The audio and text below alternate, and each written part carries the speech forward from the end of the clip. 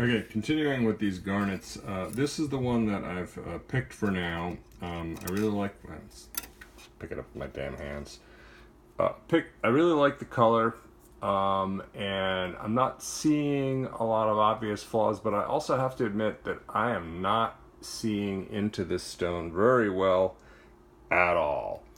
Thought I had something else I wanted to tell you. Maybe it'll come back to me.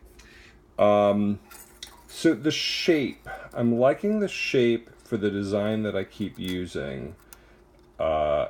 It's a very simple round design that I'm using over and over to get used to cutting, just get skills at cutting, but also faceting, as we say.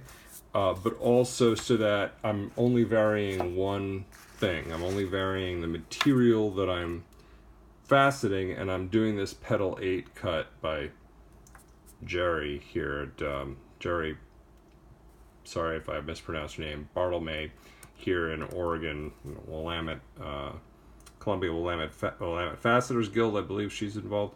Of course, maybe I have it all wrong and I'm thinking of a different person. But anyway, yeah, I don't know if that's what people do, but that's what I'm doing. Is I'm doing the same cut, the same design, cutting the same design over and over again with different materials to get a sense of the material. And I keep holding it up to the light just because I think it's so pretty. Okay, so what I'm going to do though is, first of all, I need to dop this thing. And I'm thinking I'm going to dop it on this side here so that we have a kind of triangular thing. If I were trying to preserve more of the material, I certainly wouldn't use this cutting design. But since this is cheap, another cheap rock, I am not going to worry too much about that. And I'm going to go ahead and use the same design and waste some of the rock. Hopefully not end up in the situation that I did with my little barrel, where there's nothing left of the darn thing with which to cut the crown. All these ways I can trick my camera into focusing on the stone. Yeah, there it is. I already showed that to you for those who didn't see it, and then the other lesson was don't cut a stone if it's too flawed to cut, because you can end up doing what I did. And sorry, I'll be real quick for those of you who already saw this. But again, I spent an awful lot of time cutting this amethyst. Did a beautiful job, at least for me. And it's got a huge flaw in it that really cuts into the usefulness of the stone for any purpose other than to sit in my drawer and say, yep, I cut that. Okay, so we're going to try to avoid that situation of cutting and polishing a stone that's really not worth working with. So in order to avoid that situation, I am going to polish a window, as someone suggested. Oh, there's my cat asking in. When we ask what is the purpose of this YouTube channel, the main thing is there's all kinds of experts you can watch who know what they're doing, and you probably should follow their advice. But if you want to just feel better about being a beginning faceter and not knowing what on earth you're doing, my videos are always good for that, because as poorly as you may be doing, I'm probably fumbling around even more, or at least around the same. Okay. So how do we polish a window in this puppy? Well, very simple. First, we're going to need to flatten the puppy. Now the stone, we're going to need to make sure that that surface that I want to use as my window, and also where I want to dop the sucker, is flat.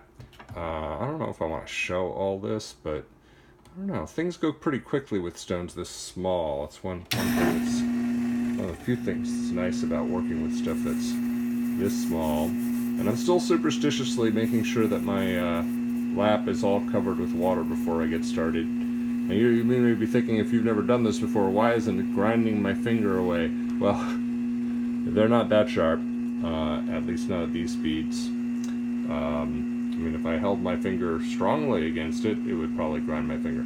Okay, with a stone this small, should I be using my hands? Probably not, and yet, here I go. Alright, so,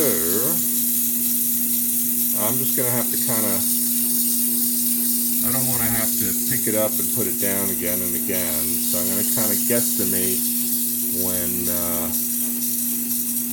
it's probably more or less flat. I'm going to have a look and see. Turn off the power to stop all that noise and turn off the water so I don't have too much of a mess.